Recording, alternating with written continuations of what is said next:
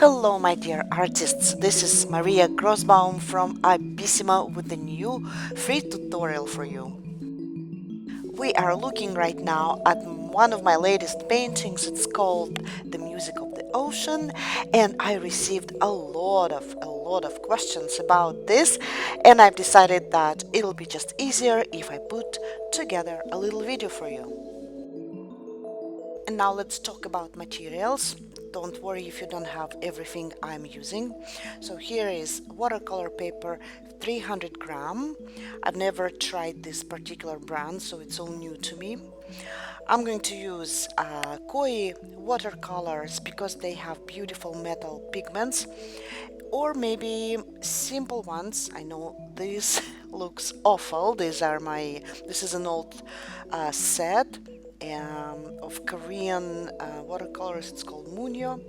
You will need different sizes and shapes of brushes, and I'm also going to use most simple, cheapest, colorful pencils. They belong to my daughter, and they are not professionals. So my aim is to show you that with quite simple materials you could still achieve beautiful results and beautiful painting. And also you will need masking tape and a piece of cardboard and to attach your watercolor paper to it. Sometimes I'm going to speed up the video like right now because my aim is to get straight to the point so you know exactly what I'm doing, and I just want to avoid fluff. I want to show you most important parts, okay? And the obvious ones will be speeded up. I like fixing with masking tape watercolor paper because it gives me beautiful frame, and it also allows me to rotate my paper in any different directions. Okay, I'm ready to start now, but let's take a look at the model painting. And as you can see, I have like a colorful kind of horizontal lines. So this is what I'm going to do right now using koi watercolors and thick flat brush and a lot of water. And I have no idea how it's going to look on a new paper, but I like to improvise, and it is very important for you to remember that please, please, please, please, please be flexible. If something is not looking exactly the way it looks at the model painting, just try something else, and just don't copy it exactly, because with watercolors, especially if you are new to it, it's hard to control. These are very tricky paints, okay? That's why many people think that they're very difficult to use. They have their own character, their own temperament. You cannot really control them because you have no idea how they are going to look when they dry. So just use flat thick brush and create beautiful colorful horizontal lines. And yes, one step at a time, okay? Don't plan ahead much. Just look at your work from this particular moment and proceed to the next step.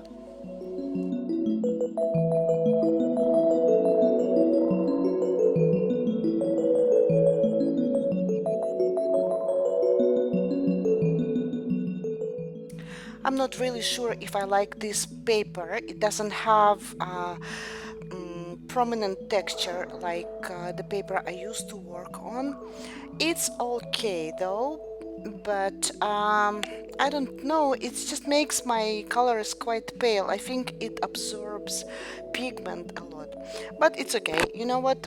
It's all good, and I'm happy to create. And as you can see, once in a while I let the colors bleed. Once in a while you will probably hear my kitten is meowing.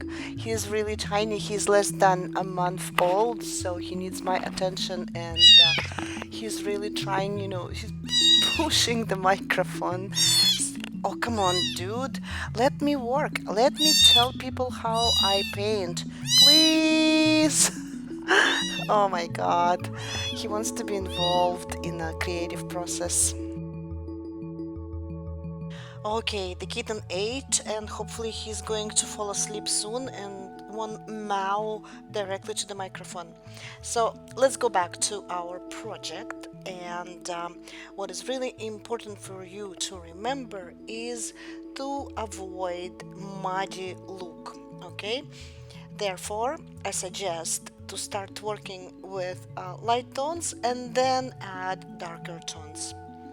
And of course, let your colors bleed and try not to be too much involved.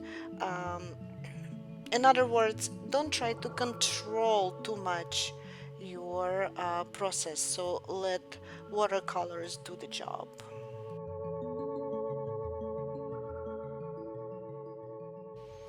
Okay, I'm very happy with the colorful background, and while it's still wet, I'm going to add some magic.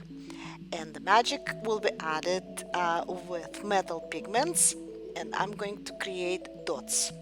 These dots are going to bleed into the background, and it's quite a magical process. Okay, so I'm just adding them, but then they're free to change their shape the way they want, and this will add some interesting I would say pattern to my artwork, and it will become a base for shapes that I'm going to draw with colorful pencils.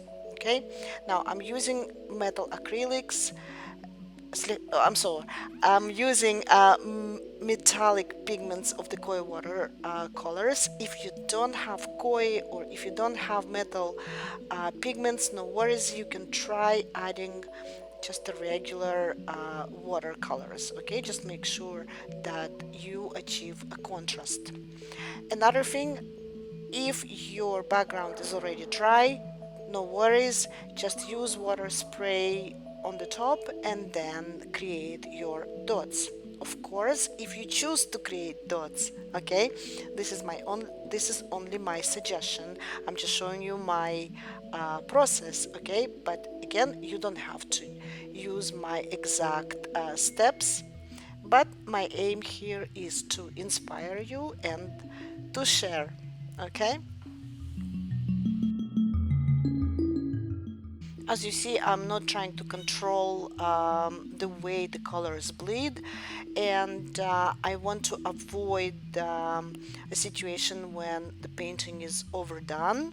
So I think it's a good moment to stop and let it dry and see what will happen next. This is what happened. My painting is dry. I gave it about an hour and it looks completely different than before, but I like it the way it is.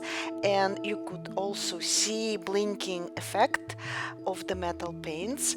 And let's analyze a little bit my model painting. So as you can see, I have some circles and vertical lines. In this case, we have some dots that we are going to develop, but you see that this one has completely different dynamics.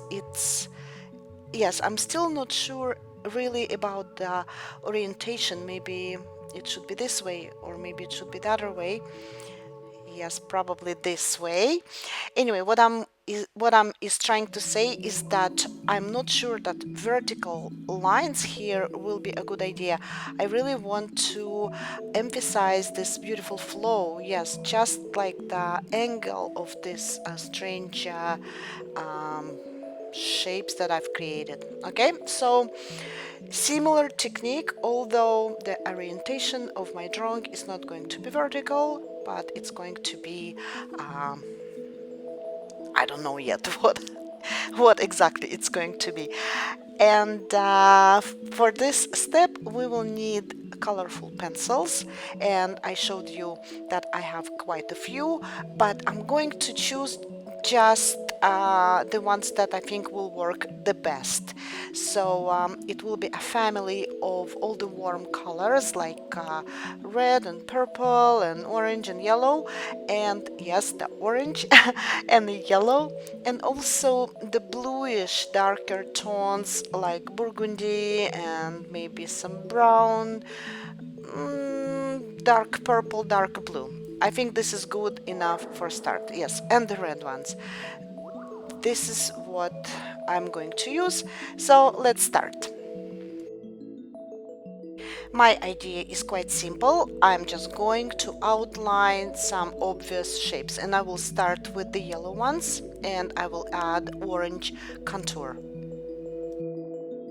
I don't want to add another dynamics to my painting. I just want to follow the dynamics that been already created with watercolors.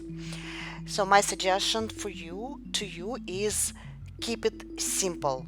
Don't overcomplicate anything, at least in the beginning. Okay, if you feel like adding some details later, please do so, but keep it simple. For example, if you decide that you're going to add contour around rounded shapes, just add contour, nothing else. Don't add any pattern inside. You can, there's always time to overcomplicate things later, but in the beginning just keep in mind a structure of a whole painting. Technically it's an no-brainer, it's an intuitive artwork, okay? And if you have some ideas, you can use them, of course, or you can follow my steps, whatever is convenient for you. And just keep in mind, there's no right and wrong, there's no bad or good, there's no beautiful or ugly. It's all about you and your artistic intuition.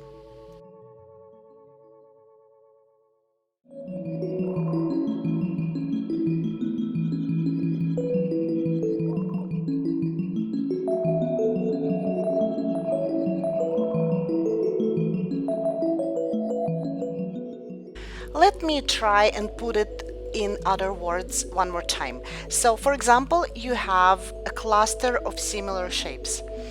As an example, these are these yellow rounded shapes that I'm working on right now, and the idea is to give them all same treatment. Okay, in my case, I decided that I'm going to add dark purple contour around them. Also, I'm going to add a leg, this kind of a curvy leg, and then on the top I will add, I don't know, so-called horns, and also a line that will divide the shape into two parts. Okay, and also on the very top of the yellow part I'm going to add an orange gradient. To be honest, I was trying to make it simple for you, but I think I overcomplicated even more with my explanations. So anyway, the idea is to treat the same way similar objects, okay? Once you finish with them, go to the next one. So that's how I work. It's also a good idea to rotate your working space, and maybe some things will be more noticeable in a different angle. So this is why I also like using the board, so it's easier for me to rotate my artwork. And yes, just work in the groups, okay?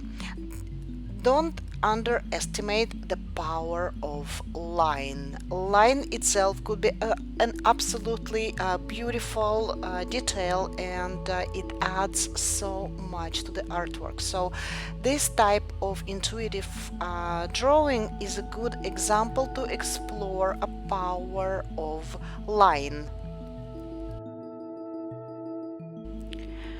And line helps you really to build composition. So don't start again with some intricate small details, just add lines where they are obviously needed. Now, obviously needed is very subjective. feeling or very subjective point of view. So this exercise, this type of painting is absolutely amazing for developing this skill. Okay, and don't forget, because we are building an abstract, so everything is possible. Okay, everything is acceptable. Do whatever just comes to your mind, but again, and this is very important, keep it simple, at least in the beginning. When you have a whole picture already, then you will know what to emphasize more, where to add accents, where to add maybe more intricate design. But at the moment, you just need to build shapes and lines around your colorful spots, and here you go. And this will be your direction. I have a course where I explain all these details, and I know many of you already took this course, and I received so many fantastic reviews. This course opened a lot of creative possibilities to my students. The course is dedicated to intuitive painting, to waking up this voice, this creative voice inside of you, and I teach how to establish connection between you and your inner artist. So the course called Spread Your Artistic Wings Through Intuitive Art. So if you are not familiar with this course, please check out this demo for this course. The link is going to be below this video.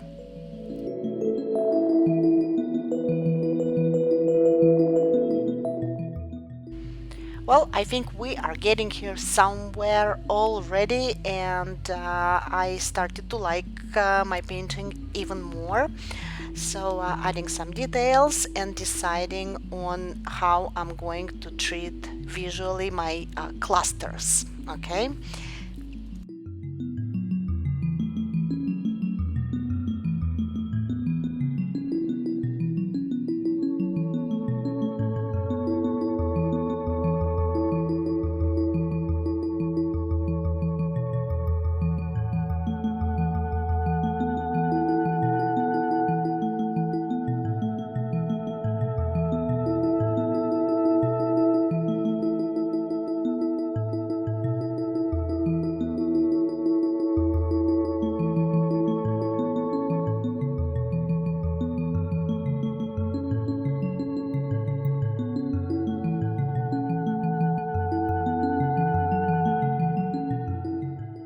So at the moment, I'm not trying to invent a wheel, but to follow my own procedure and to find a right visual and colorful treatment for the clusters. So I'm trying different colors for the contours and the gradients.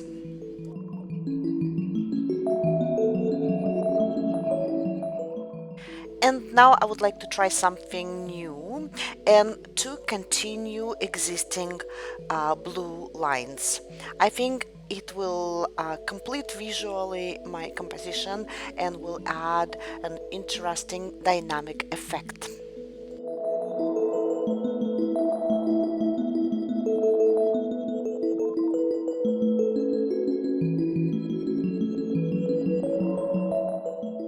Well, I think that looks quite interesting, and at the moment I'm not going to add more lines. I will sleep on it a little bit, just a little fix.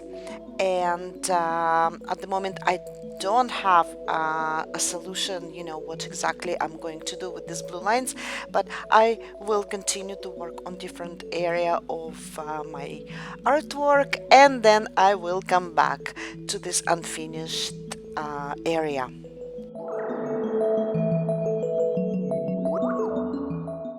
And here is another cool effect that I wanted to show you. I just want to add some bluish light gradient between the lines. It adds a little bit more body and presence, but it still looks very, very light. And I think this effect just adds another interesting layer and dimension to my artwork.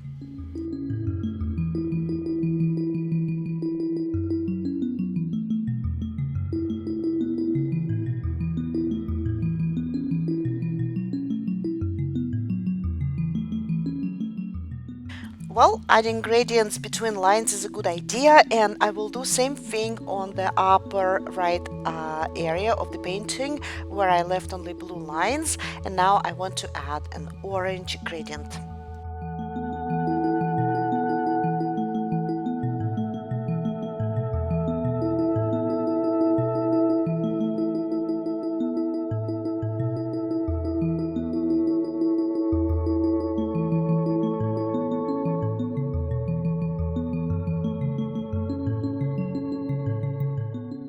So, creating intuitive artwork, it's like being a hunter. It's like hunting for the muse, for the inspiration.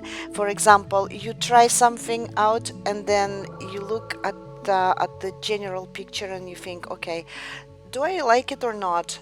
And if you find it successful, you I might want to repeat the same idea, the same technique on a different area of your artwork.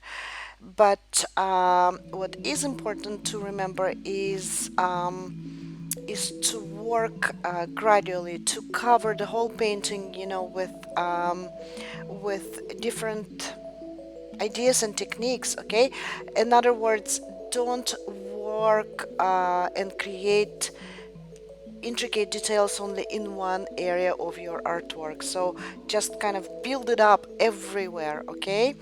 And like for example, right now I'm adding lines. So I'm making sure that the whole painting is covered with lines enough, and then I can work on more intricate and smaller details. So being a hunter, trying to connect to your own muse, and find this specific artistic expression from inside. It takes practice, it takes time, but trust me, it's really worth it. That's why I really, really insist and suggest to my students to experiment intuitively, because that's the way to find your own authentic touch, your unique style.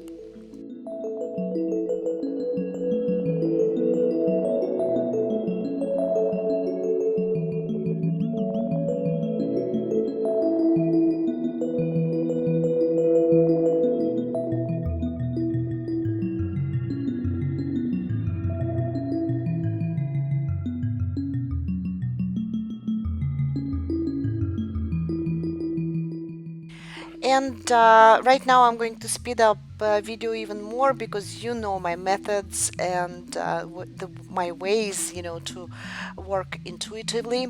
But I just wanted to add a couple of important suggestions. So number one is it's not necessary to cover with drawing or painting a whole area of your artwork. It's good sometimes to leave, let's say, blank areas. Okay, as you can see, I have some areas untouched with colorful pencil, and some areas are even completely blank, and I'm not going to fill it up because it is important to leave a space to breathe and find an interesting balance between busy areas and very calm and almost empty areas. And my other suggestion is that often we feel stuck, we don't know what to do, we don't like what we created earlier, and we don't know how to continue. So it's a very common situation, so please don't panic, this is normal. But what is important in these cases is to take a break, and we underestimate the importance of breaks, but break is probably a key to creative success.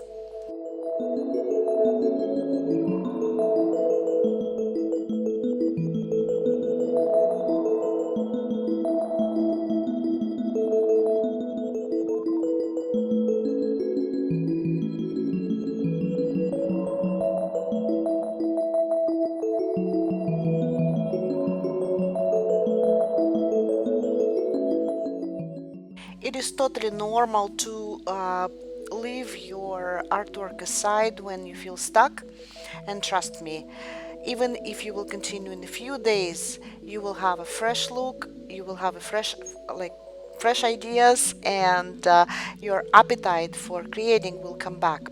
So don't push, just try to feel your emotions. If you enjoy it, then you are on the right path. If you don't enjoy it, it's okay, it's not a catastrophe. Just leave it aside, sleep on it, okay, and then the next day, or in a couple of hours, or in a couple of days, you will feel much better, and you will know exactly where you are and what else you would like to add to your artwork. Or maybe you will feel like it's complete, you don't want to add anything else.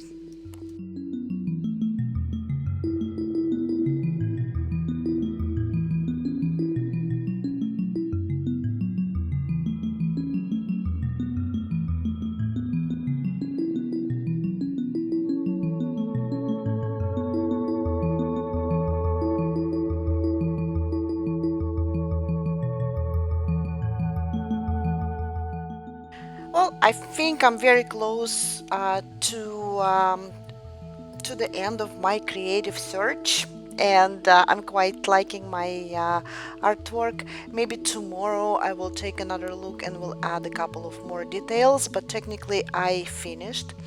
I really like the flow, the feel of the wind, and it is kind of, I don't know, an abstract music. It reminds me a little bit of timeline. You know, if you are a musician, you know what I'm talking about. When you record music, you have different tracks, and there is a certain rhythm in my artwork. So it really connects, it nicely connected to music, and I think the name is quite right for this artwork. The music of the wind.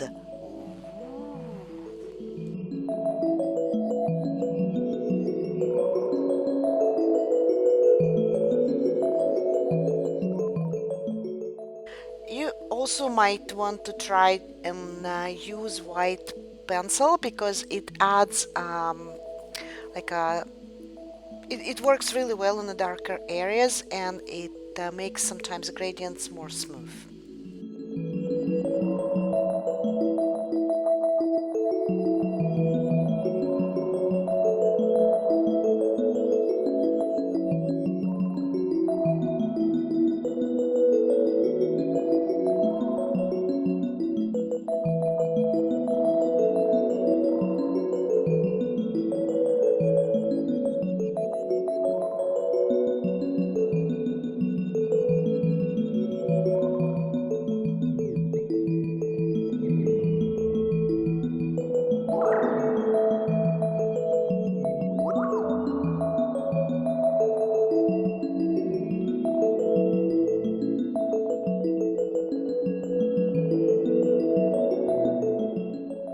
So now when my work is almost completed, I want to add a couple of darker lines for more expressiveness, and for showing more windy tornado effect.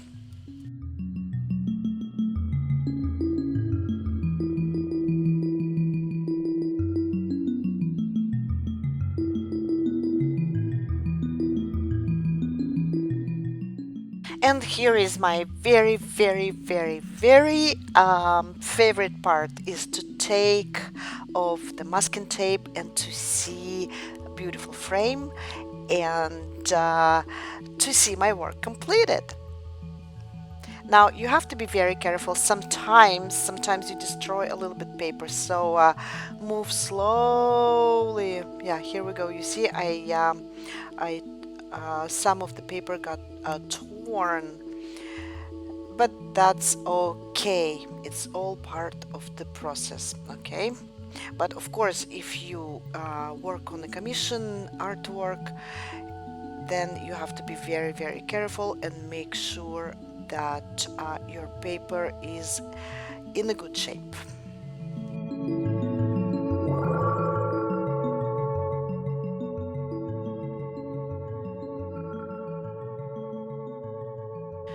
Oh, right, beautiful. I like it. Maybe I will add a couple of darker touches, but technically my work is complete.